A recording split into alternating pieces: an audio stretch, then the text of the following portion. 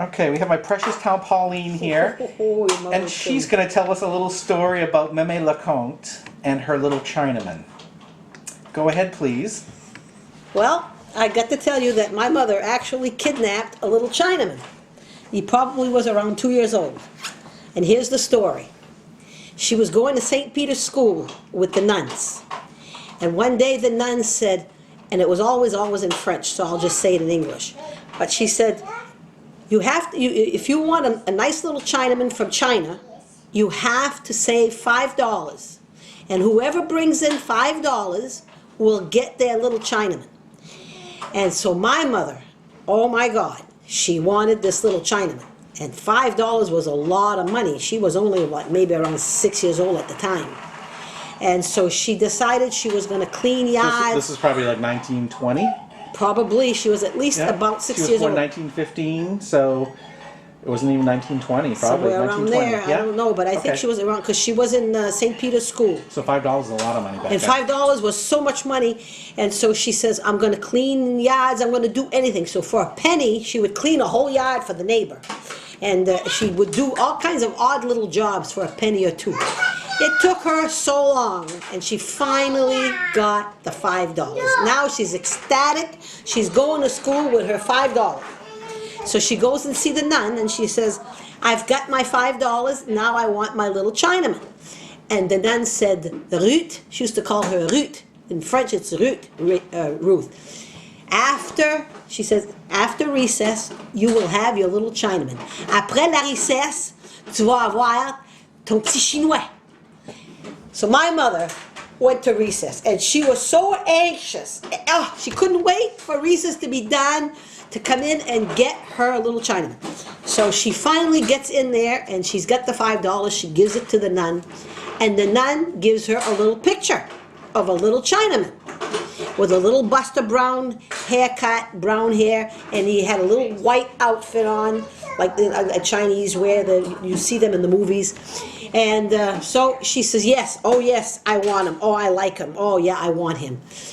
So the nun says, well, there it is. There's your Chinaman. And my mother says, yeah, well, where is he?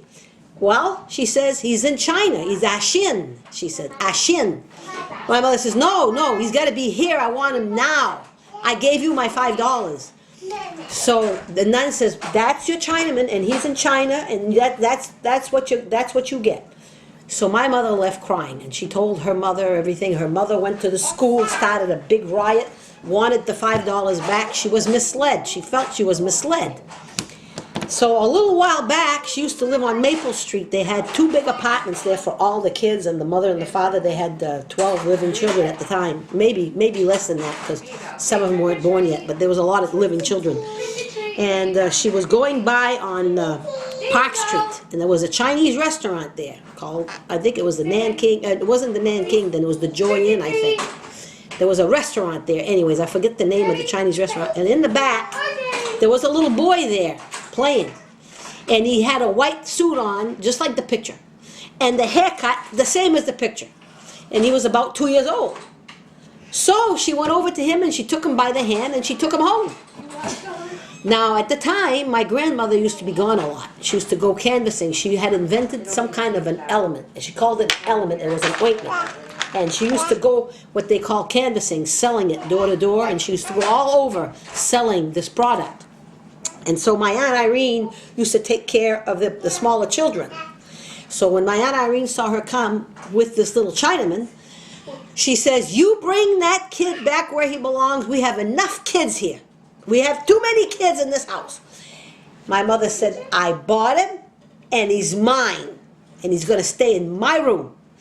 Well, of course, there was so much confusion, and so many children, and so much going on, that my aunt just let her do what she wanted. And so she had the kid for at least 3 or 4 days. And she fed him. She used to bring him for walks in her carriage, her baby carriage. She took very good care of this little kid, and he never cried. She says he never cried. Well, after a while now, the cops are looking everywhere for this little Chinaman. They're looking everywhere. They can't find him. And so they happened to come on Maple Street where my mother lived, and this woman says, well, I saw one of the little Larrivee girls with a little Chinaman in a carriage. Oh, Now they went over and they approached the Larrivee family, and they said, you know, they wanted the little child. And my mother fought like mad because she thought it was hers, because she paid $5 for him. But eventually they took the child, and there was no prosecution of any kind. There was no problem. It was just a little kid doing something that way. So